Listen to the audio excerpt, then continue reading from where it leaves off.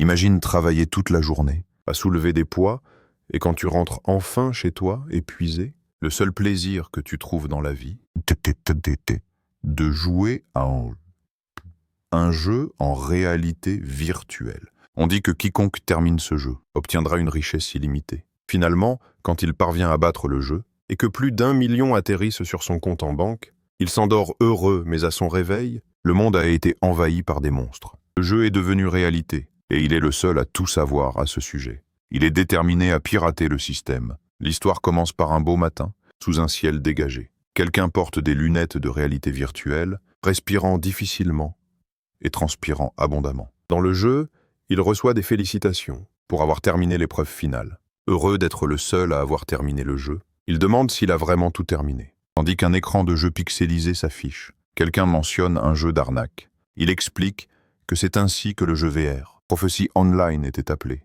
C'était vraiment une expérience VR impressionnante, immersive et pleine d'action, compatible avec des résolutions élevées comme le 16K. C'était un RPG en ligne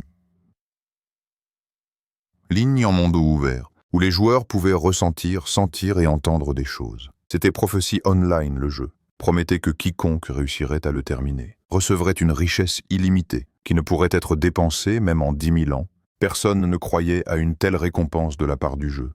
Il admet qu'il faisait partie de ces gens, simplement en profitant du jeu, même s'il demandait de l'argent et des choses comme ça. Ando dit que tout a changé ce jour-là, se souvenant quand quelqu'un a dit à son équipe de faire une pause. Il était à son travail comme d'habitude, demandant s'ils allaient déblayer les débris. En l'après-midi, après avoir échoué à trouver du travail. Il avait commencé à travailler à temps partiel comme ouvrier du bâtiment, piégé dans une routine de travail acharnée sous le soleil, et de se faire gronder par des collègues plus âgés. Soudain, Ando reçoit un message sur son téléphone, de l'administration de Prophecy Online. Remarquant que c'est un message du jeu, il se demande s'il n'avait pas désactivé les notifications par email. Dans le message, ils le félicitent d'avoir atteint la première place lors du test bêta. Ils disent que les récompenses seraient déposées sur son compte. Ando sourit dubitatif. Si on envoie encore ses emails d'arnaque, il dit qu'il va vérifier son compte. Il regarde son téléphone et dit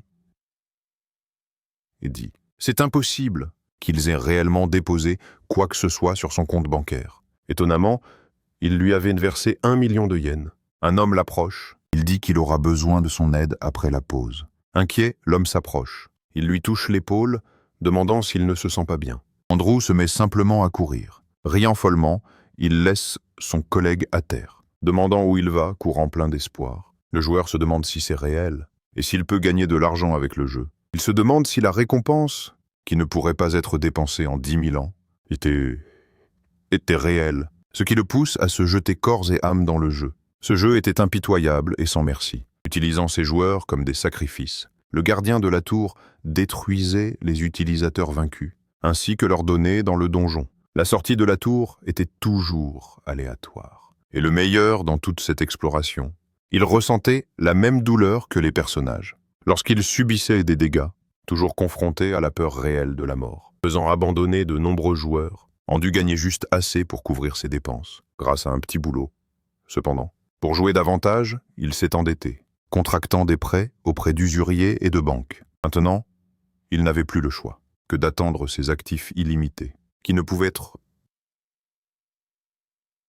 dépensés en 10 000 ans. Retour en arrière, au moment où il a enfin terminé le jeu, félicitant simplement, disant que la vraie récompense, c'était son expérience. Épuisé par tout ça, il commence à retirer son casque VR. Complètement incrédule, il se demande s'il l'a vraiment fait. Laissant tout tomber, il se précipite vers son téléphone, impatient de recevoir la récompense. En cliquant sur l'email envoyé par l'équipe de Prophecy Online, ils annonçaient qu'ils avaient récemment atteint leur objectif et que pour cette raison, Prophecy Online serait arrêté, disant qu'il a été loyal depuis le début. Avec un sourire, le clown donne l'ordre à Johnny de se régaler. Le grand tigre ouvre sa gueule vers Cookie, qui reste paralysé par la peur. Soudain, quelqu'un apparaît, se balançant depuis l'un des agrès du cirque. C'est le protagoniste qui sauve son nouveau subordonné, en repoussant le tigre d'un coup de pied, avec sa force incroyable. Il parvient à projeter l'animal. Loin le boss, inquiet pour son animal. Le regarder en hurlant son nom. Le joueur, un sourire aux lèvres, s'excuse, mais dit qu'il ne pouvait pas le laisser tuer sa source de revenus. Le boss se précipite vers son animal, demandant s'il va bien et disant qu'il a dû avoir très peur. Cookie, désespéré, demande pourquoi Andu a mis tant de temps à apparaître. Mais l'escroc se plaint seulement qu'il n'y avait pas grand-chose à piller. Sans surprise, le boss l'attaque par derrière avec son fouet. Sans surprise, le boss l'attaque par derrière avec son fouet. Cependant, à sa grande surprise, le protagoniste coupe son fouet, même de dos. En un clin d'œil, le boss se retrouve sans son fouet, qui tombe au sol en morceaux. Maintenant, un peu nerveux et effrayé, le clown demande qui il est, sa lame brillant d'un éclat violet. Andu dit qu'il est le nouveau boss de Sega. Locke, indigné, commence à demander où est leur gratitude envers le boss. Les hommes demandent pourquoi il devrait être reconnaissant, car il ne lui obéissait que par peur. Mais maintenant, le protagoniste est plus terrifiant que lui. L'humiliant, le protagoniste lui demande s'il l'a bien entendu. Désignant les autres hommes en cage, André affirme que s'ils signent un contrat, il les protégera de cette mauviette. L'homme, tout juste agressé, demande s'il les sortira de cet enfer. Avec un sourire malicieux, le protagoniste promet. Le joueur annonce à tous qu'il ne prendra que 50. 50% de tout ce qu'il gagne. 50% de tout ce qu'il gagne. Cela met ses autres subordonnés en colère, car il leur facturait 90%. Agacé, il dit que c'est parce qu'ils ont essayé de le tuer. Tremblant de rage, le clown demande si, en plus de blesser son animal, il veut aussi lui voler ses subordonnés. Ses yeux brillent d'une lueur violette, tandis qu'il jure de les tuer tous les 4. André fait remarquer qu'ils sont au Japon et demande depuis quand un tel comportement barbare est toléré. Sortant une carte d'identité de son inventaire, le clown dit que c'est grâce à ça. C'est une carte de maître de guilde et un certificat du ministère de l'Intérieur et des Communications.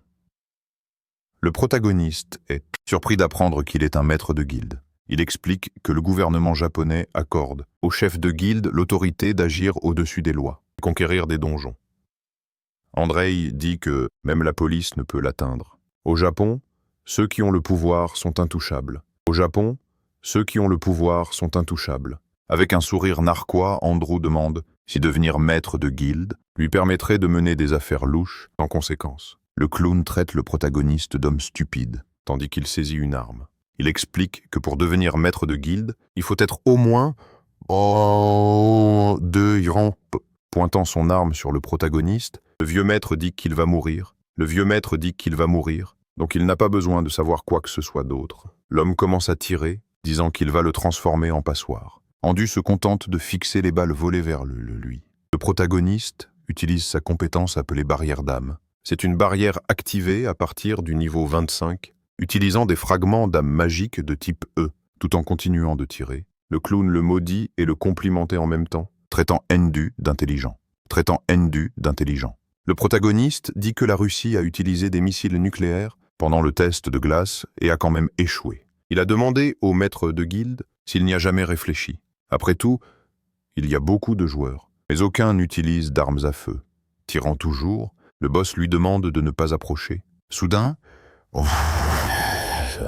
il reçoit une décharge énorme, le faisant lâcher son arme. La barrière qui avançait l'atteint enfin. Commençant à le presser désespérément, il se débat contre la barrière. Tentant d'arrêter son avancée vers l'homme, le protagoniste lui demande de bien regarder, alors qu'il tente de retenir la barrière. Il réalise qu'il est en train d'être écrasé. Il est complètement plaqué contre le mur, provoquant plusieurs fissures. L'homme crache du sang tandis qu'Andu rit. L'ancien maître de guilde s'effondre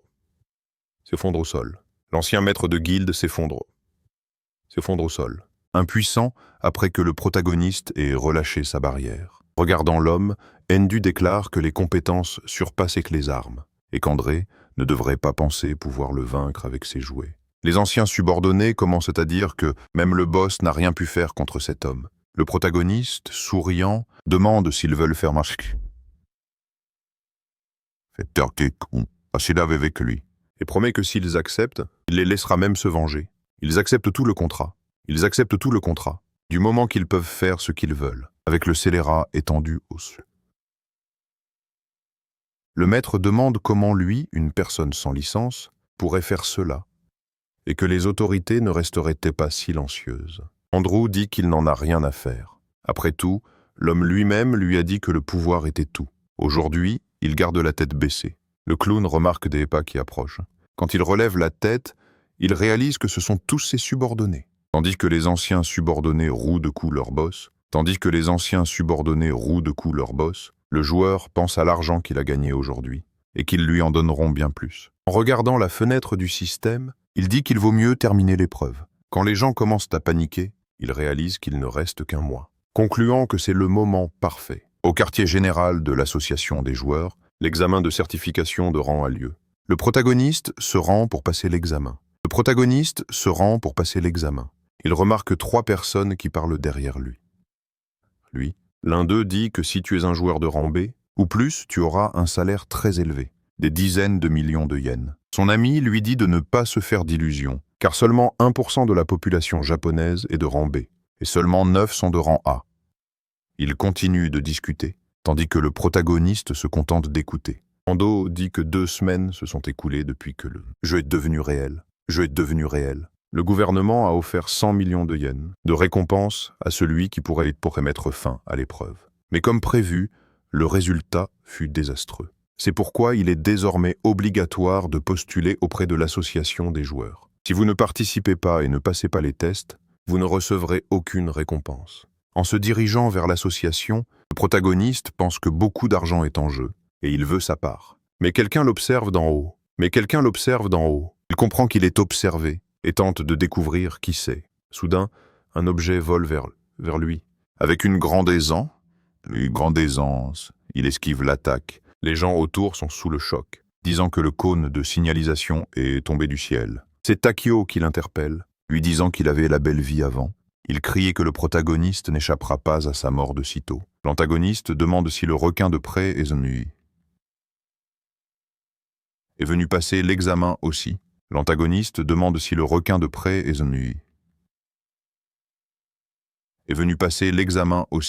Il dit qu'une personne faible, qui pourrait être vaincue d'un seul coup par la compétence poing du novice, devrait renoncer à être un joueur. Convaincu, Taku affirme qu'il n'est plus le même et qu'il possède maintenant la classe la plus forte. Le protagoniste se met à rire, disant que cette classe est réservée aux amateurs qui ne savent pas ce qu'ils font. Le protagoniste déclare cette classe ne peut pas suivre l'inflation de puissance. Et l'usurier lui demande quelle est sa classe. Avec un air malicieux, Endu dit que sa classe est novice. L'homme rit en disant « C'est comme n'avoir aucune classe ». Le joueur se dit mentalement que sa classe principale est bien novice, mais il n'a pas besoin de mentionner sa sous-classe. Alors qu'il frôle à nouveau le panneau de signalisation, Taku dit qu'il va se venger de l'autre jour, que c'est le véritable pouvoir d'esperment. Il commence à déchaîner plusieurs attaques. Sur le protagoniste les esquive, tout simplement. Le protagoniste les esquive, tout simplement, tout en réduisant la distance. L'homme stupéfait demande comment il peut faire ça. Face à l'usurier, Andu dit qu'il ne voulait vraiment pas d'ennui avant l'examen. Mais il ne peut rien faire quand le problème vient à lui. Déplaçant simplement son bras, il projette l'homme en l'air, provoquant la panique tout autour. L'usurier hurle désespérément, alors qu'il tombe au sol. Tout le monde le regarde et le protagoniste continue de marcher, disant que c'était de la légitime défense. À l'intérieur d'un endroit très luxueux, le préposé l'informe que l'inscription coûte 8000 yens, ce qu'il trouve extrêmement cher. Quelque temps plus tard, il est assis, déprimé d'avoir perdu 8000 yens. Mais soudain, quelqu'un l'approche. C'est une fille qui s'excuse du retard avec un sourire. Elle dit qu'ils vont maintenant commencer son examen de certification de rang. Il faisait face à un grand rocher noir. Il émettait une forte lumière violette et il remarque que l'examen est apparemment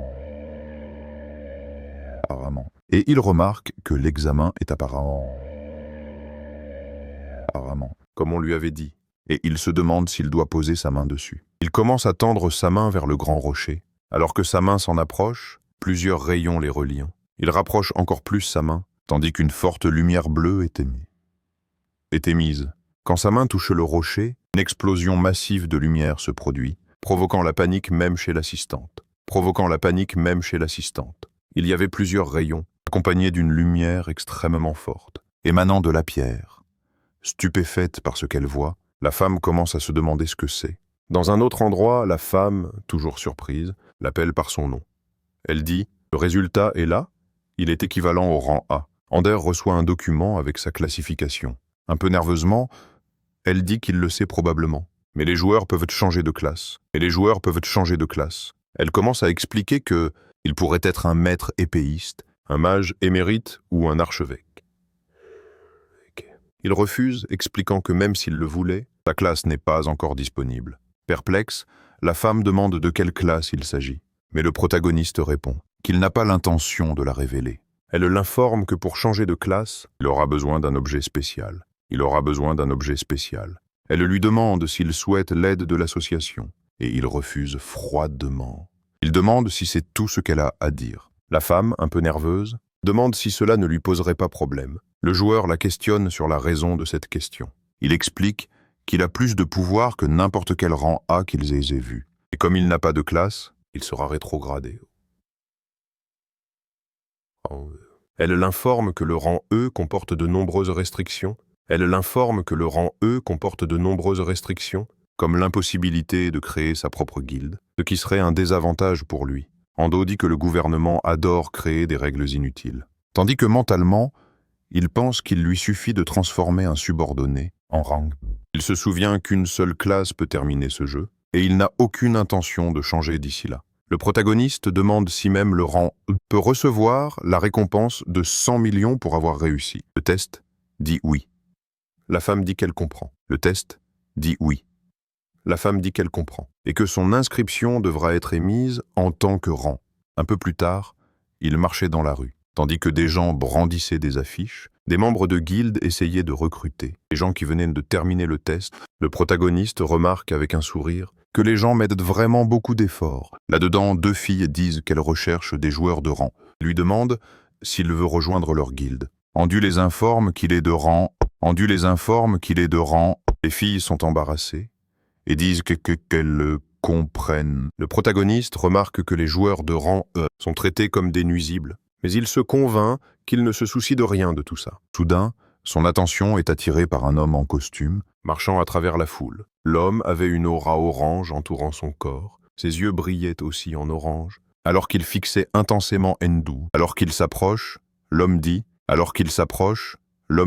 enchanté, et demande si son nom est Induri. Soudain, il tend une carte à Endu, disant que ce sont ses informations. Il y avait une carte pour une guilde appelée Aile de la Genèse. Les gens discutaient si c'était vraiment la guilde la plus forte. Aile de la Genèse et s'il était le détestable. Le protagoniste demande ce que « détestable » signifie. Et l'homme explique maladroitement que c'était son surnom. En jeu, le joueur réalise qu'il est célèbre. Il se demande s'il devrait se lier d'amitié avec lui. Après tout, il peut se faire de l'argent. Il demande à Shinji ce qu'il lui veut, mais leur conversation est interrompue par l'usurier, qui demande si le détestable le cherchait. Takio s'approche, disant que même s'il est un joueur de rang B, il ne se laissera pas influencer par de mauvaises décisions. Le protagoniste se demande si ce type minable est vraiment de rang B. Il suppose qu'il a peut-être menacé l'examinateur. Shinji demande qui il est, et l'usurier, furieux, appelle une petite fille. Takio s'enrage et attrape l'homme par la cravate, le menaçant, disant qu'il est fort. Cependant, d'un seul mouvement, le protagoniste lui tord facilement le bras. Il met l'usurier à genoux, tandis qu'il se plaint de la douleur. Un peu plus sérieusement, Peter dit qu'à chaque minute qui passe, il se rapproche de la destruction. Donc il n'a pas de temps à perdre avec lui. Takua part en trombe, furieux, en disant que Shinji ne devrait pas pleurer et tenter de le recruter plus tard. L'homme s'excuse auprès du protagoniste pour le grabuge, mais Endu dit que c'est bon. Car Takio était aussi une plaie pour lui. Le protagoniste lui demande ce qu'il veut. Après tout, quelqu'un comme lui n'aurait rien à dire. Un rang E. L'homme se contente de rire, le traitant d'humble Peter. Il dit que la seule raison pour laquelle il est de rang E, c'est parce qu'il a refusé de changer de classe. En riant, le protagoniste dit qu'apparemment, l'association est très peu discrète. Un peu maladroitement, l'homme dit qu'avec la fin du Japon qui approche, ils ne peuvent pas se permettre de baisser leur garde. Shinji demande au protagoniste ce qu'il pense de travailler avec eux. en lui offrant le même montant qu'ils ont payé pour l'information. En regardant le chèque Endu, est choqué de voir qu'il était de 10 millions de yens. Il dit que c'est un montant qu'il avait il y a quelque temps. Il dit que c'est un montant qu'il avait il y a quelque temps. Tandis qu'intérieurement, il hurle qu'il veut cet argent. Le joueur rend le chèque disant qu'il ne veut rejoindre aucune guilde. Shinji dit que les gens forts ne se contentent vraiment pas de moins. Avec ça, le sale type fait une autre proposition. Interrogeant si Endu n'est pas intéressé par les informations qu'il détienne, il dit que sa guilde est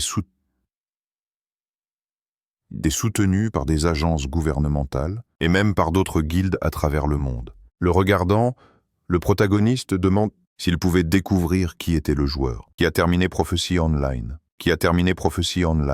Shinji, souriant, dit que c'est impossible. Après tout, personne n'a terminé ce jeu. Le protagoniste, extrêmement irrité, dit que dans ce cas, il devra refuser. L'homme est pris de peur en voyant sa réaction.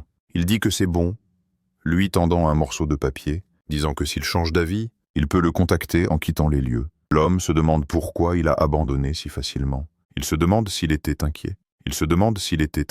De ternir la réputation de sa guilde, en insistant trop, mais il conclut que ce n'était pas ça. Shinji avoue qu'il était terrifié, comme si chaque parcelle de son corps lui disait de ne pas chercher d'ennui avec un tel monstre, ce qui a presque fait trembler le trouillard. Le protagoniste lui tapote l'épaule et lui tend un papier, laissant l'homme encore plus confus. Il dit que s'il a besoin d'aide, il peut l'appeler et, selon le montant, il pourrait accepter. Prenant le papier, très nerveux, l'homme le remercie pour sa gentillesse. Toujours désorienté, Shinji se demande qui il est vraiment. Au quartier général de la guilde Genesis Wings, quelqu'un marchait à toute vitesse dans le couloir. Au dernier étage, Peter entre dans le bureau du maître de guilde. Il annonce formellement son retour au maître. Soudain, le maître se retourne, se révélant être une femme. Elle demande comment s'est passée la rencontre avec le nouveau dé, le plus fort de l'association. Toujours un peu nerveux, Shinji dit qu'il est vraiment un monstre. Encore tremblant, il admet que le protagoniste était le seul joueur à lui avoir fait ressentir de la peur lors d'une conversation. Avec un regard terrifiant, la maîtresse de guilde demande qui est le plus fort entre elle et Endo. Il balbutie, hésitant à répondre. Elle dit qu'elle prendra son silence pour une réponse, tout en regardant le dossier du protagoniste. Toujours très nerveux, Shinji dit qu'il est désolé. Sakino dit qu'elle n'a pas besoin de s'excuser, car son travail est de relayer toutes les informations. Sans rien cacher, la maîtresse de terrain dit que, parmi les 10 joueurs transcendants, elle est certainement la moins bien classée. Que ce n'est pas surprenant qu'il y ait des gens plus fortes qu'elle. Elle explique que les 10 joueurs transcendants sont les meilleurs. De la bêta de Prophecy Online, ceux qui ont reçu un prix en argent. Qui nous informe également que, dans un monde où un jeu est devenu réalité, l'apparition de quelqu'un de puissant bousculer la hiérarchie du pouvoir. Elle note que puisque Shinji est revenu seul, cela signifie que la négociation a échoué. Il dit qu'apparemment, le protagoniste n'est pas intéressé par les informations qu'il possède, encore moins par les 10 millions de yens offerts. Les bras croisés, elle dit que si Endu est vraiment l'un des 10 joueurs transcendants, la gloire et l'argent lui viendront en un rien de temps. Elle observe qu'il est impossible pour l'un des 10 joueurs transcendants de rester volontairement un débutant. Sakino dit qu'en revanche, il existe des objets cachés extrêmement puissants, mais qui ont aussi des effets secondaires. Elle dit que, dans tous les cas, Peter devrait continuer à évaluer cet homme de ses propres yeux. Et si ces évaluations sont exactes, il deviendra sûrement le plus fort du monde. Le maître dit que dans tous les cas, la personne la plus forte du monde ne pourrait être que l'un des 10 joueurs transcendants, dont le nom est inconnu, ce qui est inquiétant. Shinji demande si elle parle de la première place. L'informe que même les États-Unis ont cherché les données sur les 10 meilleurs joueurs. Cependant, les données du numéro 1 étaient corrompues. Kino soulève la possibilité que les États-Unis mentent à propos des données du numéro 1 et cachant secrètement dans leur pays. Shinji dit qu'il croyait aussi aux rumeurs, mais après avoir vu Indo en personne, se souvenant du protagoniste, Peter dit qu'il est très probable qu'il soit vraiment le numéro 1. La maîtresse dit que s'il dit ça, ça signifie qu'il y a de fortes chances qu'ils aient raison. Regardant par la fenêtre, elle dit que Shinji doit informer tous les membres, que les actions hostiles contre Indo sont strictement interdites. Elle dit qu'une bombe nucléaire dont on ne sait pas quand elle pourrait exploser, doit être manipulée avec précaution. Toujours très nerveux, il dit qu'il fera comme demandé. De l'autre côté de la ville, dans un autre grand bâtiment, Andrew dit que quelques semaines se sont écoulées et qu'il cherchait des endroits pour servir de cachette, pour leur source de revenus. Il regardait la vue quand soudain quelqu'un l'a interpellé. Ses subordonnés positionnaient à la télé et demandaient son avis. Jackie lui présente une mallette pleine d'argent, disant qu'il a réussi à collecter les taxes du jour. Le protagoniste le félicite et demande comment se déroulent les préparatifs du groupe d'attaque. Il dit qu'il monte facilement en niveau dans les égouts souterrains et gagne 1 million de yens par jour. Excité, il informe que même les nouvelles recrues gagnent 100 000 yens par jour. Extrêmement heureux, l'homme aux cheveux longs dit qu'il n'aurait jamais imaginé gagner autant d'argent. Tout en remerciant le protagoniste, le joueur lui rappelle qu'il avait dit qu'il gagnerait l'argent après tout. S'il gagne de l'argent, il en profite aussi. Il dit que les taxes sont pratiquement des frais pour l'information. Il se dit un peu suffisant que 90% est énorme. Et c'est énorme. Mais sans l'information, il ne pourrait même pas gagner 10%.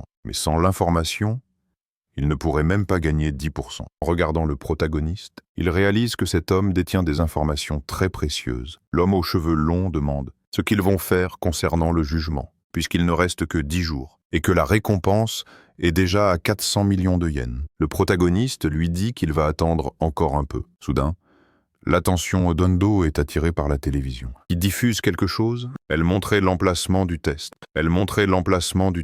informant que s'il ne le termine pas en 10 jours, il sera détruit. Un autre présentateur dit que, tout comme au début, la situation semble désespérée. Sa collègue dit qu'ils ont de nouvelles informations. Elle annonce que le gouvernement japonais a déclaré qu'il paierait 1 milliard de yens à quiconque parvient à terminer le défi. En regardant l'annonce, le joueur dit que s'il tarde trop, des guildes étrangères pourraient tenter d'intervenir. Ramassant un vêtement, il dit que c'est le meilleur moment pour lui de se mettre à fond. Il dit qu'il va sortir un instant, tandis que l'homme aux cheveux longs demande s'il y va seul. Andrew répond « Bien sûr ». Après tout, il ne peut pas mettre sa source de revenus en danger. Tout le monde est fasciné par lui. Comment? Cependant, la personnalité 171 prend le dessus, et il dit « C'est 1 milliard de yens, et pour ça je prendrai tout ». L'arrogance le ramène à la réalité. Réalisant que tout tourne autour de l'argent. Il faisait déjà nuit quand il est enfin arrivé au lieu de l'épreuve. Il y avait beaucoup de monde devant la porte qui menait à l'épreuve. Le protagoniste s'est approché, tandis que Shinji remarquait sa présence. Comme toujours, le joueur était calme, comme s'il se rendait à un marché, insouciant. Il lui a demandé s'il était vraiment de passage. Ando a dit qu'il n'avait aucune intention de coopérer. Cependant, Shinji a dit que c'était dommage, car il voulait faire un marché avantageux avec lui. Il l'a informé qu'il devait juste transporter des choses pour 100 millions de yens, ce qui a attiré toute l'attention du protagoniste. Shinji l'a conduit dans un espace où se trouvaient des centaines de sacs à dos. Il a dit qu'il voulait que le protagoniste emporte un de ces sacs à dos à ses équipiers à l'intérieur de l'épreuve. Curieux, Andrew a demandé ce qu'il y avait à l'intérieur. Qui justifiait 100 millions de yens. Shinji a répondu que c'était du ravitaillement. Ouvrant un des sacs à dos, Andrew a remarqué qu'il était rempli de vivres. Il a demandé « C'est quoi tout ce cinéma ?» disant que c'était les préférés du maître de guilde. Shinji a expliqué qu'il se trouvait dans la couche la plus profonde de l'épreuve, et de ce fait, il manquait de ravitaillement. Avec un sourire, le protagoniste a demandé où était le problème. Après tout, avec cette somme...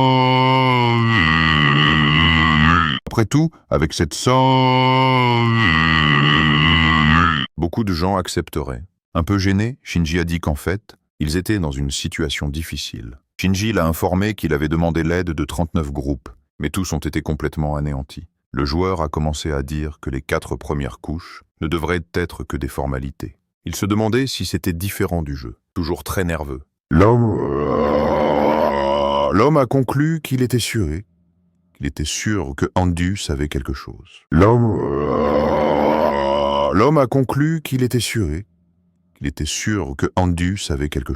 Shinji a dit qu'à leur connaissance, elles étaient identiques au jeu. Mais la plupart des gens ne pouvaient pas atteindre la 5e couche. Tous ceux qui ont atteint la 5e couche attendaient des provisions. Il a aussi dit que les seules personnes qui pouvaient qualifier la quatrième couche de formalité étaient Endu. En tant que maître de guide, tout en ramassant le sac à dos, le protagoniste a demandé s'ils étaient vraiment si sûrs de leurs effectifs. Mais de toute façon, il gagnait de l'argent. En regardant Feeder, il a demandé s'il obtiendrait une récompense s'il le livrait rapidement. En attrapant son téléphone, il a dit qu'il parlerait à ses supérieurs. En regardant l'homme parler au téléphone, Endu s'est demandé combien d'argent il pourrait gagner avec eux. Il a informé le joueur que, s'il le livrait en un jour, ils ajouteraient 50 millions de plus. Soudain, Shinji a entendu un bruit. Le protagoniste, se retournant rapidement, tout en disant qu'il serait là dans 1 heure. À l'intérieur du test, à la 3e couche, des gens faisaient face à un insecte géant. L'homme tentait de résister aux attaques du monstre, alors qu'il était plaqué au sol, toujours accroché à la créature. Il dit à la femme de fuir, même seule. Elle l'appela, le suppliant de la suivre. Son mari sourit, jeta un regard en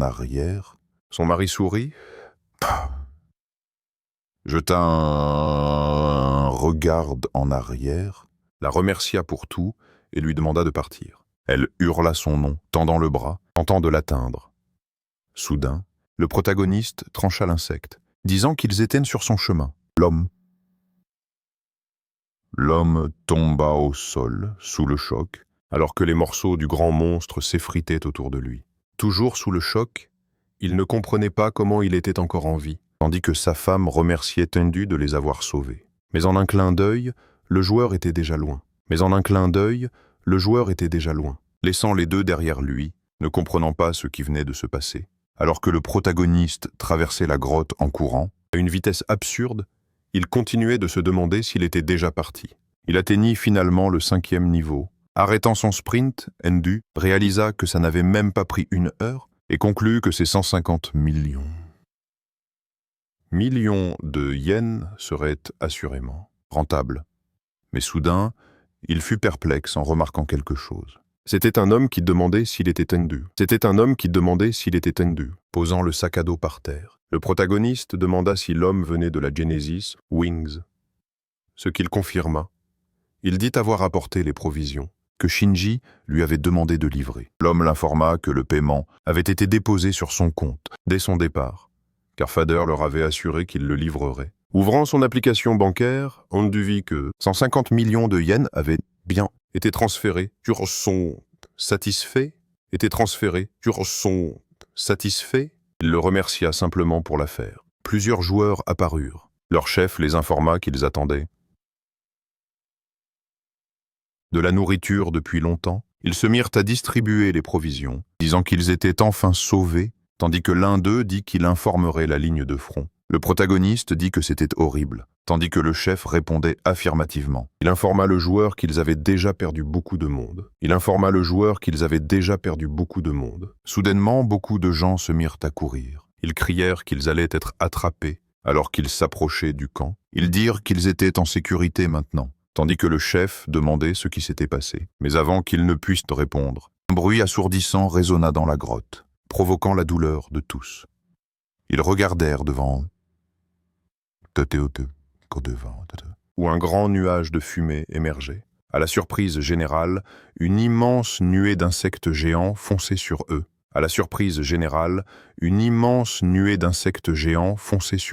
Le protagoniste se préparait à attaquer, quand soudain, une énorme flamme passa à ses côtés. Complètement stupéfait, la maître de guilde le dépassa, consumant tous les insectes. Après les avoir tous détruits, elle arrêta sa lame, toujours entourée de flammes. Les corps des insectes tombèrent, complètement carbonisés. Et il remarqua que c'était une compétence secrète de haut niveau, l'épée élémentaire, feu de l'enfer. Celle-ci s'approcha de lui, disant que c'était un plaisir de le rencontrer.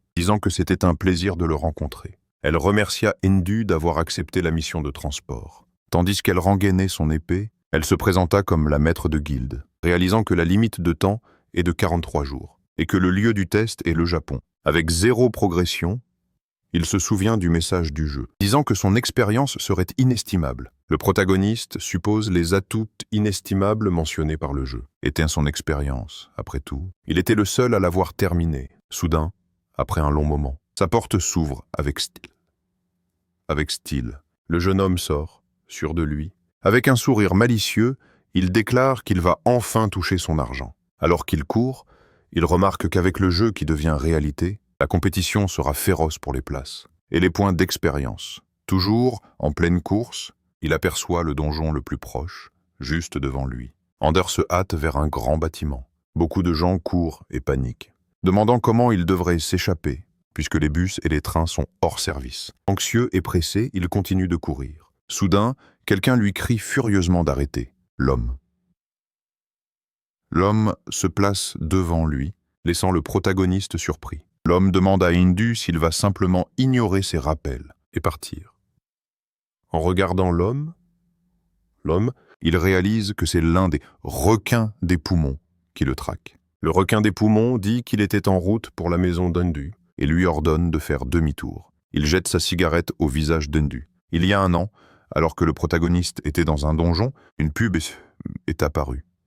C'était une entreprise offrant 200 000 yens, sans intérêt, à quiconque passait leur sélection. Mais il voulait 50% de toutes les récompenses. Hindu pensait que c'était une excellente offre, puisqu'il obtiendrait l'argent sans intérêt, et ne remboursait qu'après avoir terminé le jeu. Cependant, après avoir dépensé les 200 000 yens, on lui a dit qu'il n'avait pas réussi la sélection. Il devait donc payer 50% d'intérêt dans les 10 jours. Il se souvient d'une fois où une arme était pointée sur lui. À partir de ce moment-là, Hindu a commencé à contracter des prêts auprès des banques pour rembourser ses dettes. Et quand il a essayé de payer sa dette, ils l'ont ignoré, espérant que ses intérêts s'accumuleraient. L'homme, souriant, demande si le protagoniste a l'argent pour rembourser le prêt. Irrité, Hindu regarde l'usurier, demandant comment il pouvait payer s'il ne prenait pas ses appels. L'homme demande si c'est vrai, disant que les gens qui ne veulent pas payer trouvent toujours des excuses. Le traitant de méprisable, toujours souriant, l'usurier dit qu'il a de la chance d'être là pour d'autres raisons. Il demande si Hindu n'a pas joué à ce jeu. Prophétie online. L'homme mentionne que l'état actuel du monde est identique à celui du jeu. Saisissant Hindu par sa chemise, il lui demande s'il sait quelque chose. Et, si oui, il ferait mieux de tout cracher. Le protagoniste ordonne à l'homme de retirer ses sales pattes de lui. Encore plus en colère, l'homme demande à Hindu s'il sait à qui il parle. Le protagoniste dit alors à Takio qu'il va lui donner une information utile, activant sa compétence « point de novice », faisant reculer l'usurier. Takio augmente sa puissance de coups de poing de 50%, et commence à le rouer de coups. La force de ses coups est si intense, que l'usurier était projeté contre un panneau de signalisation. Regardant l'homme gisant au sol, il dit que désormais, c'est lui qui commande. Voyant Takio inconscient et en sang, Ender fait remarquer qu'apparemment, l'usurier ne peut pas le tuer. Il laisse juste Takio là et continue de courir vers son objectif. Observant depuis l'intérieur d'une voiture, un homme encapuchonné de noir commentait que ce sont peut-être des capacités de jeu. Le visage partiellement masqué, il dit qu'il ne s'attendait pas à trouver une personne aussi expérimentée si tôt. Souriant, l'homme dit que bientôt, la loi et l'ordre s'effondreront, rendant les choses plus intéressantes. Le protagoniste arrive à un endroit appelé le sanctuaire du bouc. De manière inattendue, quelque chose attire son attention. Remarquant une voiture, il se demande si quelqu'un est arrivé avant lui, et il commence à descendre dans le profond donjon sombre, se déplaçant toujours à travers les quartiers, à la recherche de quelque chose. Soudain, il sent une forte odeur de sang. Étonnamment, des dizaines d'hommes lézards gisent morts devant lui. Le même homme à capuche et son groupe l'ont remarqué.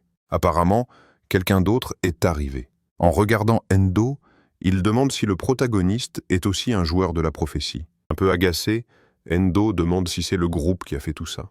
L'homme à capuche dit que c'était un des monstres de haut niveau, et sans lui, le protagoniste serait mort. Endo commence à se poser des questions. Si les lézards sont vraiment de haut niveau, il se souvient que leur niveau était le plus bas du bas. En retirant sa capuche, il commente qu'il semble qu'Endo n'ait pas d'amis. Il lui demande s'il aimerait devenir un de ses subordonnés. Il dit que le protagoniste devra remettre la moitié de tout ce qu'il gagne, mais en retour, il le protégera.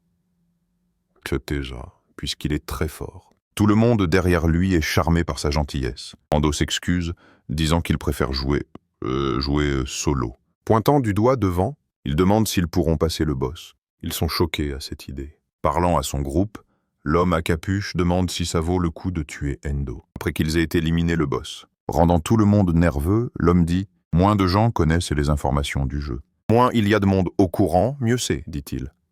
C'est sa décision, et quiconque n'est pas d'accord avec lui connaîtra une mort accidentelle. Soudain, chacun est pris d'une peur certaine et se sent mal à l'aise. L'homme informe ses subordonnés que le boss ici est la chèvre de braise. Ainsi, il ne veut pas que le protagoniste soit le dernier à l'attaquer, plus que 5 minutes avant l'ouverture de la porte. Certains d'entre eux s'approchent de Dao. Ce dernier est surpris. Une fille, accompagnée de 2 hommes, s'avance vers lui, un peu nerveuse. Souriant, il leur demande s'ils vont essayer de l'arrêter. Un peu anxieux, il commence à dire qu'il a raison et qu'il devrait rester là. Il se dit qu'il pourrait facilement les éjecter, mais cette fois, il les laissera faire. La porte s'ouvre. Le protagoniste pense qu'il ne sera pas trop tard et qu'il vaincra le boss. Une fois que la plupart d'entre eux seront tombés, une fois le temps restant pour l'ouverture de la porte écoulé, elle s'ouvre enfin. Il prend simplement un jus de son inventaire et s'adosse au mur, attendant son heure. Entendant les portes se refermer, il jette un œil dans la salle du boss, se demandant jusqu'où ils iraient. En entrant, le chef suppose qu'il était pratique qu'Endu ne soit pas entré avec eux. La fille mentionne que peut-être le protagoniste avait compris leurs intentions de le tuer, mais le chef rétorque qu'il n'était pas assez malin pour le remarquer. Devant eux se trouve un grand hall entièrement vide, à l'exception d'une seule lumière, provenant d'une fissure au plafond qui frappe le bouclier d'un de ses subordonnés.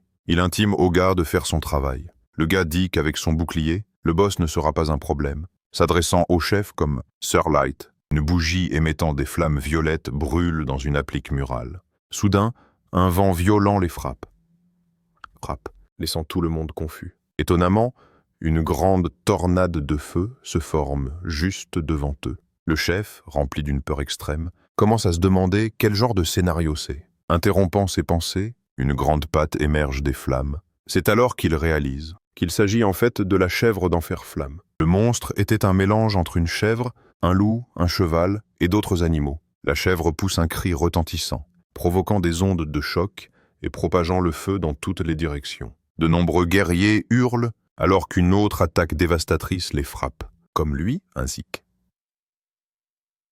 qu'un de ses subordonnés. Était projeté contre la porte d'entrée. Il maudit, se demandant comment tout a pu en arriver là, avec un monstre s'arrêtant juste devant lui. Une fille effrayée demande ce qu'il devrait en faire maintenant, et il lui ordonne furieusement de se taire, et ordonne à tout le monde de battre en retraite. Un de ses subordonnés crie que la porte est fermée, et le chef dit que c'est impossible, se demandant ce qui se passe. Il commence à crier, ordonnant à certains d'entre eux de distraire la créature, disant « Le bouclier devrait pouvoir bloquer les attaques du monstre ». L'homme tenant le bouclier essaie de dire quelque chose, mais son chef l'ignore, lui ordonnant de faire ce qu'il a dit. Le porteur de bouclier se positionne devant la créature qui lève son marteau. Le porteur de bouclier se positionne devant la créature qui lève son marteau. L'homme, complètement submergé par la peur, tient le bouclier devant lui, mais sans aucune chance, il est écrasé par la créature. Ses compagnons sont terrifiés. Ils fuient. Le boss lève son marteau, encore. L'homme gît, inerte, au sol. L'étrange créature ramasse le bouclier de l'homme, de ses doigts, de façon inattendue. Elle le porte à sa gueule. Elle commence à mâcher le bouclier, comme si de rien n'était. Il murmure « C'est incroyable ». Pourtant, c'était un bouclier de rang. Épique. Light réalise. Tout est faux. Tout est faux. Après tout, ce monstre qu'ils affrontent est de bas niveau, un que tout le monde peut gérer. Il dit que c'est arrivé après la mage. Avant, c'était la chèvre Inferna, et aucun joueur n'a pu la vaincre. Tremblant de peur, il conclut que ce monde est de la version initiale du jeu. Light se souvient, le protagoniste attend dehors. Il peut peut-être ouvrir la porte. Le chef martèle la porte, désespérément, suppliant d'ouvrir pour partager le butin. Cependant, comme prévu, aucune réponse. Agacé, Light demande si le type l'entend, et lui ordonne d'ouvrir. Mais quelque chose file, très vite, près de lui. Quand il se retourne, Light voit au monstre foncer sur lui, balayant tous ses subordonnés, jusqu'à ce qu'ils l'atteignent de nouveau. Ils sont projetés. Au loin, gravement blessés. En regardant le monstre, il dit qu'avec une force physique aussi absurde, bientôt ils seront tous anéantis, ouvrant la porte. Andou demande si c'est tout ce qu'il peut faire. Après tant de paroles disant que Light n'a pas le talent d'un leader. Avec un sourire fier, notre escroc regarde le monstre, même presque mort. L'homme le maudit encore mentalement. Il admet, en pensée, qu'il utilisera le protagoniste pour s'échapper. Il commence à appeler ses subordonnés. Leur ordonnant de battre en retraite, il fait trébucher la fille, lui disant que ce n'est pas une bonne idée. La fille tombe au sol. Elle réalise que la porte se ferme. Le protagoniste regarde le soi-disant leader. Light court vers la porte, suppliant mentalement de pouvoir au moins passer. Soudain, il hurle de douleur alors que la porte lui écrase le bras. Le monstre s'approche du leader, le traitant de gamin bruyant, alors qu'il s'apprête à porter un coup, car le garçon est très irritant, et qu'il mettra fin à sa vie sur le champ. Light regardait en arrière, réalisant que le monstre fonce sur lui. Soudain, une grande quantité de sang éclabousse la pièce. En voyant cette scène terrifiante, la jeune femme et l'homme, qui avaient tenté d'arrêter le protagoniste, se demandent ce qu'ils vont faire face à un tel monstre. Ramassant l'épée à terre, Andou déclare que ce qu'ils doivent faire est évident. Brandissant l'épée, il dit que même si Light était Tablefeel, il avait une bonne épée. Et c'est suffisant pour quelqu'un comme lui. Le monstre, préparant à nouveau son marteau, demande si le protagoniste est si pressé. Si presse à de mourir. Il le frappe d'une attaque puissante, projetant des fragments de pierre dans toutes les directions. Le protagoniste apparaît au sommet du monstre, prêt à contre-attaquer. Souriant, il demande au monstre de quoi il parle. En un clin d'œil, il parvient à taillader le monstre à plusieurs endroits. Le monstre hurle tandis que ses cornes tombent au sol. Les anciens subordonnés de Light regardent l'homme, terrifiés par son niveau de puissance. Calmement, Andou demande ce qu'ils en pensent. Une fois de plus, notre escroc dit que s'il lui verse 10 millions de yens, il pourrait envisager de les sauver. La jeune femme effrayée le regarde, ne comprenant pas s'il est sérieux. La fille et son compagnon crient, demandant s'il réclame vraiment 10 millions. « C'est exact, dit-il, et il ne facturera qu'1 million par personne. » Agacé, il commence à protester, que personne n'aurait une telle somme sur soi et qu'il essaie juste de profiter de la situation. Andou dit que s'ils n'ont pas d'argent, ils devraient payer avec leurs efforts, tout en leur demandant s'ils veulent vraiment mourir si jeunes. Alors le héros déclare qu'ils travailleront pour lui, en lui donnant 90% de tout ce qu'il gagne. La fille hurle, en lui disant d'arrêter de les prendre pour des imbéciles. Tandis que son ami dit que même Light ne demandait que 50%. Alors que le monstre se dresse derrière eux, Andou dit qu'il semble qu'il n'y ait rien d'autre à faire. Le monstre se lève encore plus furieux, demandant qui a osé lui couper ses précieuses cornes. Il lance une énorme boule de feu, hurlant qu'il devrait mourir 1000 fois. La fille lance un sort, essayant de se protéger. Le protagoniste saute à travers les flammes. Tous deux sont projetés loin par la force de l'impact. Andou atterrit doucement devant eux avec un sourire. Il dit qu'apparemment, ils ont réussi à s'échapper, mais il se demande combien de temps leur chance tiendra. Sur ce, ils abandonnent tous deux et acceptent de travailler pour lui, mais il le supplie de les sauver. Il esquisse un sourire, satisfait du résultat. Il dit qu'on dirait qu'ils ont conclu un marché, tout en jetant un œil au monstre et en ajoutant « Ça fait une éternité qu'il ne l'a pas vaincu ». Le monstre, irrité, déclare qu'il ne se souvient pas avoir été vaincu par quelqu'un comme lui. Ils commencent à demander de quoi il parle, puisque la chèvre de l'enfer était censée avoir été retirée avant même d'avoir été vaincue. Sans répondre, Andou fixe le monstre avec détermination. Il se souvient qu'avant la mise à jour, il avait vaincu le monstre une fois, et il avoue avoir appris de certaines sources que la chèvre de l'enfer s'était transformée en chèvre de flamme d'un simple mouvement d'épée. Le protagoniste parvient à dévier l'attaque du monstre. Le monstre le fixe, confus, incapable de comprendre comment il a fait ça. Ses deux subordonnés le regardent, se demandant qui est vraiment Andou. Après tout, arrêter cette créature si facilement, le protagoniste avoue au monstre que si son attaque l'avait touché, il serait certainement mort, mais il ajoute « Ces attaques ne sont pas dangereuses une fois qu'on connaît les astuces. » Le monstre continue d'attaquer, tandis qu'il les esquive et les bloque tous avec une relative facilité. Le monstre est de plus en plus frustré. Il se demande comment c'est possible, tandis que le protagoniste le contourne. brandissant son épée. Endu parvient à frapper les yeux du monstre. Il dit que ces schémas sont exactement comme dans le jeu, alors qu'il s'éloigne du combat. Les nouveaux subordonnés remarquent qu'il repousse le monstre. Ils commencent à l'encourager, souhaitant sa victoire. Agacé, Endo leur dit qu'ils sont trop bruyants, ce qui pousse l'un de ses subordonnés à l'appeler. Frustrant, soudain, une puissante attaque passe près d'Endo, le laissant surpris, plantant son marteau massif dans le sol. Le monstre dit que les capacités d'évasion du protagoniste sont louables. Mais tout se termine ici, dos au mur. Le joueur réalise qu'il est acculé. Il demande à la chèvre infernale si c'était son plan depuis le début, de le piéger, ignorant sa question. Le monstre demande s'il a un dernier mot, avec un sourire. Le protagoniste dit simplement au monstre de crever. Après tout, il ne peut même pas le toucher, encore plus enragé. Le monstre dit qu'il exaucera son souhait, alors qu'il invoque des flammes autour de lui. Il ouvre sa gueule, concentrant un énorme noyau de feu en son centre. Ses subordonnés commencent à se demander ce que sont ces flammes noires. Endo explique que c'est la flamme qui consume tout, capable de tuer instantanément même un joueur de niveau 99. Une attaque qui incinère le sol entier, ne laissant aucune voie d'évasion. C'est l'attaque ultime de la chèvre, son dernier espoir. Avec un éclat violet dans les yeux et un sourire en coin, il dit que ce n'est pas grand-chose. Andrew dit qu'il attendait ce moment, activant sa compétence de coup de pied novice au sol, y ajoutant que 50% de sa force, créant un éclair lumineux à l'endroit où il se tenait. Avec adresse, il bondit vers le monstre, disant que même si c'est une attaque puissante, elle laisse l'utilisateur complètement sans défense. Et en plus, ajoute-t-il, sa gueule n'a absolument pas la force du reste de son corps. Se positionnant au plafond pour prendre de l'élan, il dit, en d'autres termes, cette force de niveau 1 suffit à la maintenir fermée. Poignardant la gueule du monstre de haut en bas, le monstre s'effondre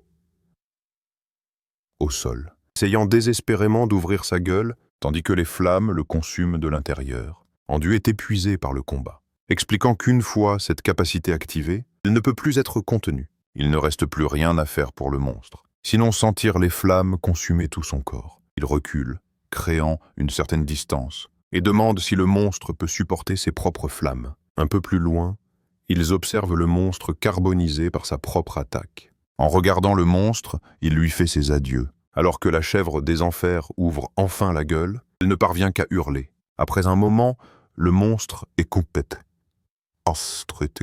carbonisé. Le système notifie que le boss unique, la chèvre des enfers, a été vaincu. La fille et le gars ont du mal à croire. Ils sont encore en vie. En regardant le protagoniste, il remarque qu'il a tué le boss sans une égratignure. Le système le félicite, annonçant qu'Endu a été le premier à vaincre un boss unique. Il reçoit le titre de « premier tueur ». Cela le laisse un peu confus, car il ne se souvient de rien de tel dans le jeu. Ce titre lui confère 50% de dégâts supplémentaires lors des combats de boss. De plus, en récompense supplémentaire, il peut choisir sa profession secondaire. Le système lui demande s'il veut choisir sa profession secondaire maintenant, et il répond par l'affirmative. Le système explique aussi qu'une fois qu'une occupation secondaire est choisie, elle ne peut plus être changée. Avec détermination, il choisit l'occupation de forgeron d'âme. Il tend le bras, résolu dans son choix. Soudain, une lumière vive entoure son corps. Avec un sourire, il dit qu'il va faire fortune. En collectant les drops du boss, il trouve une dague et une clé. La fille l'informe que c'est la clé des égouts souterrains. C'est un excellent endroit pour monter de niveau rapidement et gagner de l'argent. L'homme qui l'accompagne dit que leur objectif principal était initialement le drop ultra rare, que le boss avait. Endo commence à faire tourner la clé sur son doigt.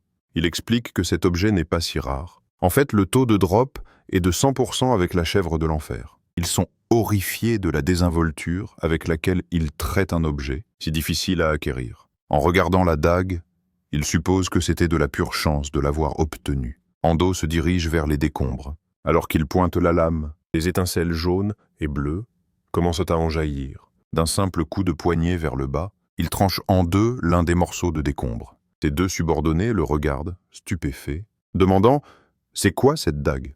tout en remarquant que ce n'est toujours pas suffisant. Il active sa compétence de classe secondaire, espérant que les matériaux requis seront simples. Même si le terme « spécialisation secondaire » peut sembler facultatif, Endu explique que c'est en fait l'essentiel. Il explique que la profession de forge-âme lui permet d'utiliser de petits fragments d'âme pour créer ou améliorer quelque chose. C'est la seule profession qui lui permet d'atteindre l'endgame. Le protagoniste active sa compétence de vision d'âme. En regardant l'épée, il découvre qu'elle peut être éveillée avec un fragment d'âme d'une mage de type F. En regardant la fille, il réalise qu'elle est une mage et qu'il n'y aura aucune conséquence s'il extrait le fragment en formant un contrat. Il admet qu'il aurait aimé le savoir avant, d'accepter de prendre 90% de leurs gains.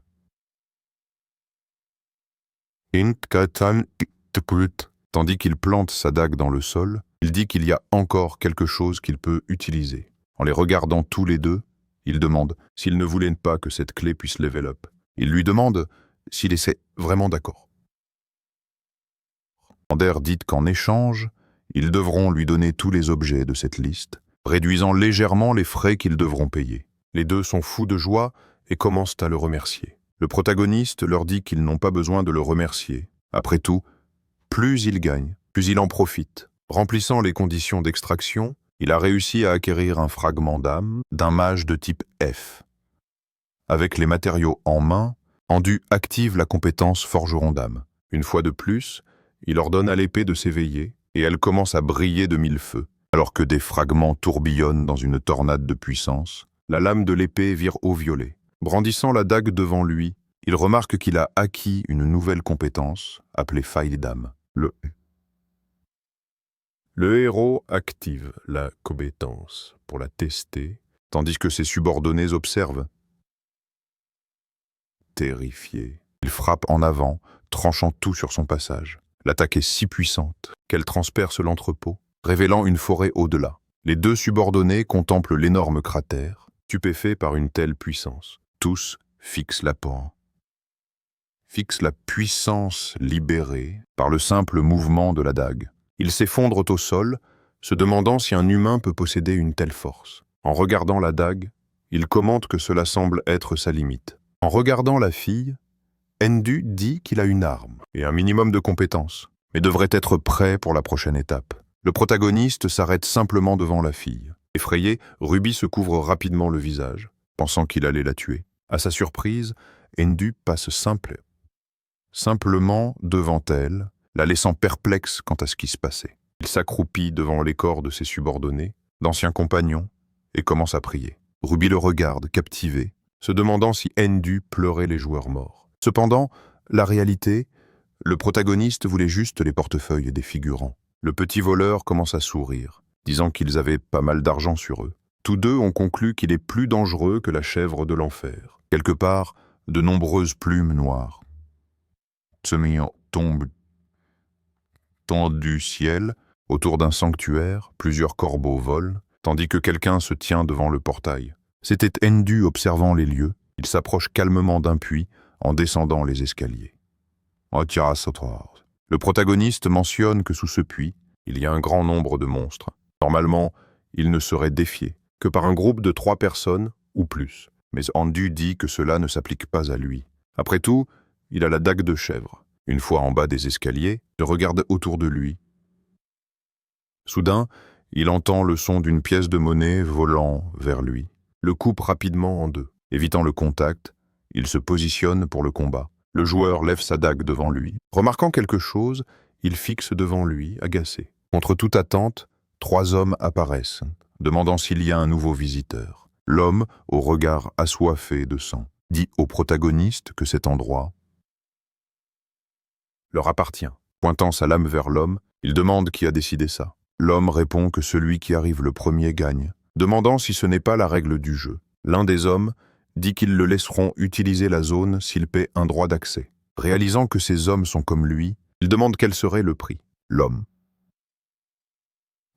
répond qu'il lui facturera 5 yens par heure, car même ainsi, le protagoniste ferait toujours un profit. Il tend l'argent aux hommes, qui le remercient et l'informe qu'il a 1 heure à compter de maintenant. S'enfonçant plus profondément dans le donjon, il entre dans la caverne des loups.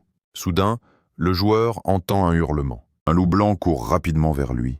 Avant même qu'il ne s'en rende compte, il remarque qu'il est encerclé par des dizaines de loups. Il commente que ce sont des loups de diamant, des monstres de niveau intermédiaire, parfaits pour se faire de l'argent. Et que cette grotte est le seul endroit où ils apparaissent, en groupe.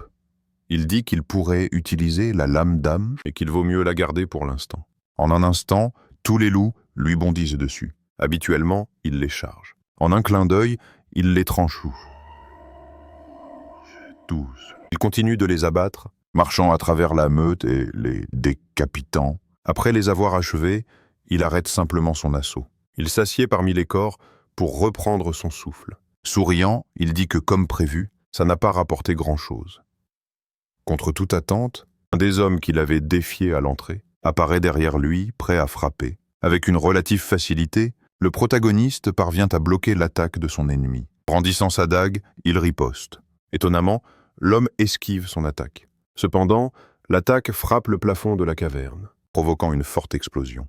Son ennemi, avec une coupure au front, admet que c'était dangereux. Le protagoniste remarque que l'homme a réussi à esquiver son attaque, même avec difficulté, montrant son expérience au combat. Le joueur dit au colosse qu'apparemment, il aime jouer sale après tout. Il l'a attendu qu'il tue les monstres et qu'il baisse sa garde. Avec un sourire dément, son adversaire dit qu'il adore ça. Le protagoniste en conclut que leur véritable objectif d'attendre que d'autres joueurs rassemblent de l'équipement, puis les tuer et les dévaliser. En entendant leur conversation, le chef du groupe dit qu'il semble l'avoir compris. Le protagoniste souriant dit « C'est un endroit secret utilisé par tous. Il serait étrange qu'ils soient les seuls ici. » Ando dit que s'ils voulaient le tromper, ils auraient dû au moins simuler une fausse partie. Le joueur s'avoue qu'en réalité, il n'a remarqué cela qu'après avoir vu leurs armes. Il remarque que le grand utilise une sorte de poing américain, les fameux poings propulsés. C'est un mouvement risqué et qui améliore grandement la vitesse de son utilisateur. Il mentionne aussi l'arme du type maigre, une épée qui tranche par vibration. Quant à l'anneau au doigt du chef, c'est vraiment un objet problématique. Le chef s'excuse du malentendu et dit qu'il lui donnera même une compensation pour le dérangement. Plongeant la main dans son manteau, il jette des centaines de pièces au protagoniste. Andu est surpris par la chute des pièces, mais il est aussi extrêmement en colère à l'intérieur, disant que le type jette 10 000 yens comme si ce n'était rien. La bague de l'homme s'illumine. Il dit que ses mains ont glissé. Il demande au protagoniste de les ramasser pour lui. Remarquant le piège, le protagoniste demande si ça vaut vraiment le coup de faire agenouiller son ennemi. Il explique que l'habileté de la bague provoque de petites explosions, avec des pièces, et se demande si ses ennemis le sous-estiment. Alors qu'il lance sa dague en l'air, le protagoniste dit qu'ils ne pourront pas revenir vivants. Après avoir traqué quelqu'un de rang supérieur, alors que les trois se rassemblent devant lui, il demande si Endu a oublié qu'ils sont 3 contre 1. En préparant sa dague, le protagoniste dit que, même ensemble, ils ne vaudraient pas 1 yen. Le chef, encore plus en colère.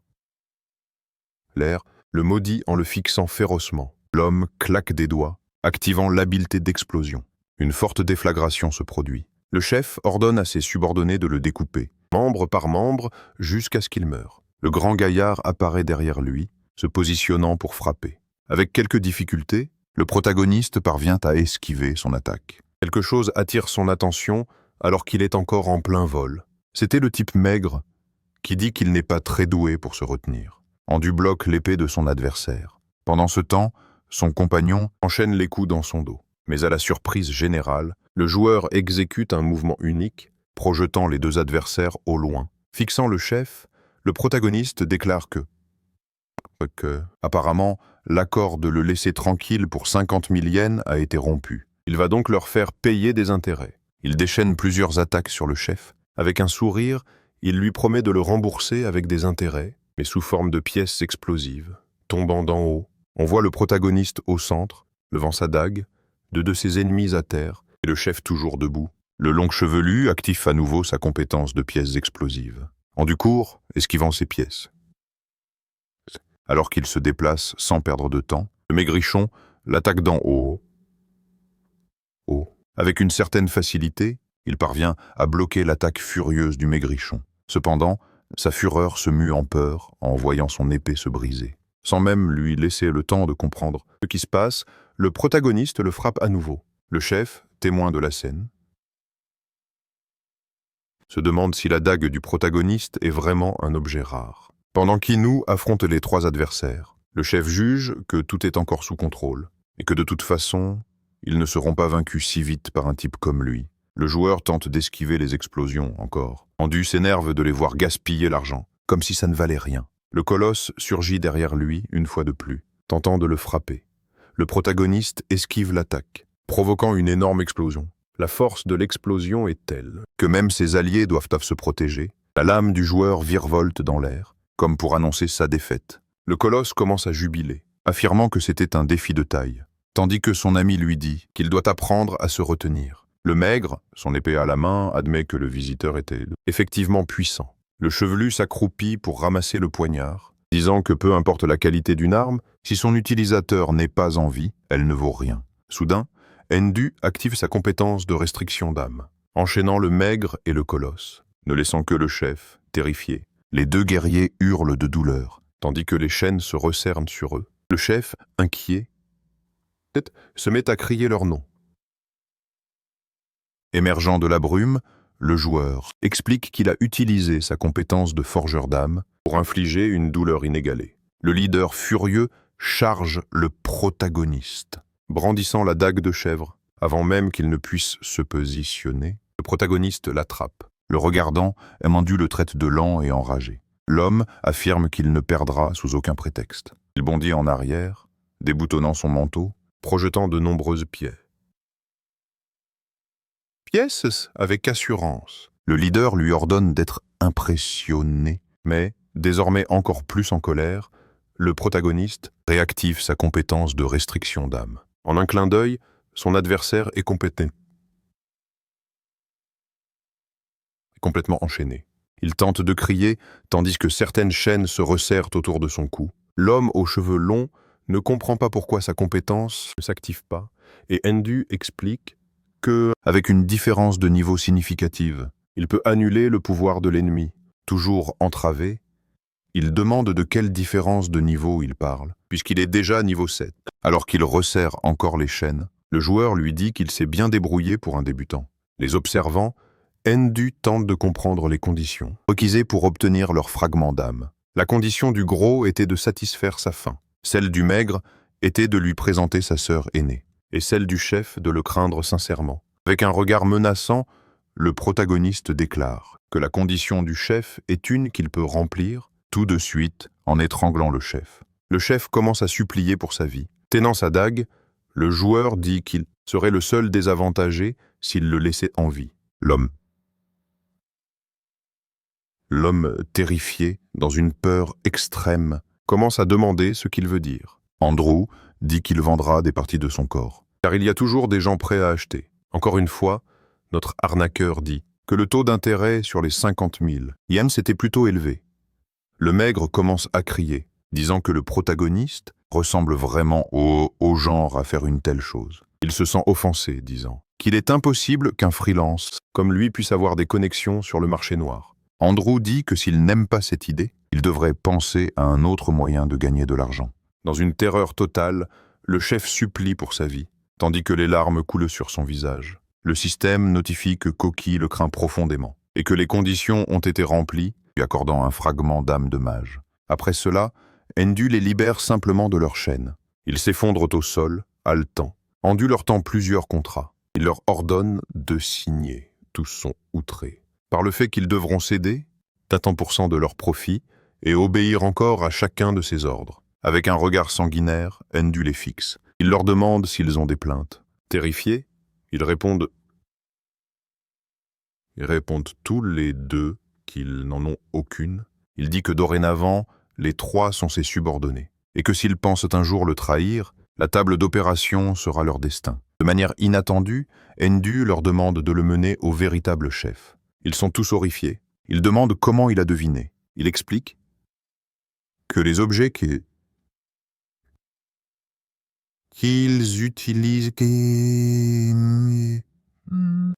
n'auraient pas pu être obtenus par des faiblards, comme eux. Quelqu'un d'autre est derrière eux, c'est évident. Et il demande s'il a raison. Koki commence à supplier. Il dit que si le boss découvre,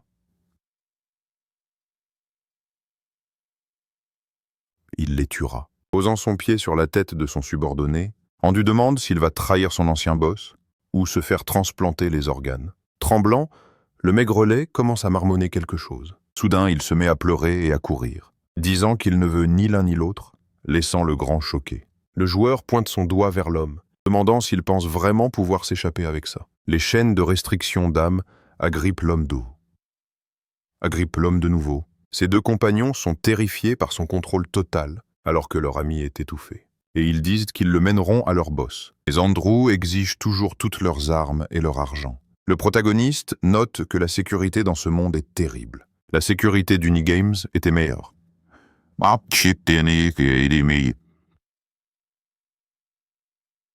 Avec un sourire, Andrew rit, disant qu'il n'y a probablement plus personne capable de lui faire du mal. Maintenant, dans sa fenêtre de statue, nous pouvons voir que le protagoniste est à un tout autre niveau.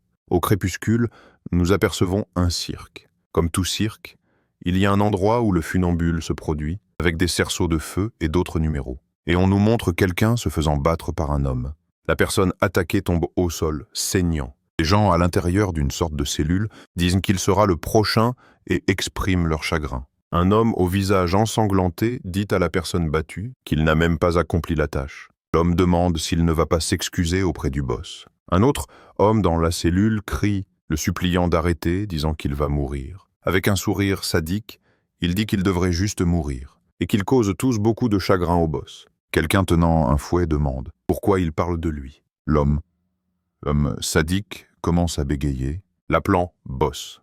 Avec un visage de clown maquillé, il demande à son subordonné s'il a fini de le discipliner. Aidant l'homme à terre, le boss dit que s'il lui avait cassé un os, la guérison prendrait beaucoup de temps. Il dit à son subordonné que, aussi incompétent soit-il, il ne devrait pas simplement les briser. Tremblant et suant, l'homme sadique commence à s'excuser auprès du boss. Les larmes aux yeux, l'homme battu remercie le boss, disant que la prochaine fois, il va certainement. Cependant, ses remerciements sont interrompus, alors que le clown frappe avec son fouet. En un instant, l'homme effrayé était tonneau frappé au visage, d'un coup extrêmement puissant. Il continue de fouetter l'homme, disant que cette méthode est meilleure, car elle ne brise pas les os, et déchire la chair en le battant. Le boss dit que même les associations de protection animale ne l'aideraient pas s'il reste aussi paresseux. Soudain, quelqu'un annonce qu'ils sont de retour. Attirant l'attention du boss avec un regard sinistre, le boss remarque qu'ils sont revenus trop tôt.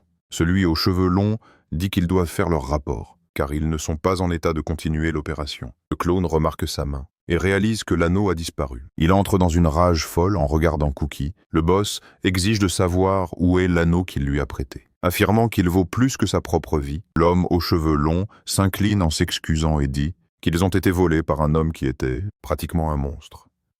Ignorant son explication, le boss l'agresse.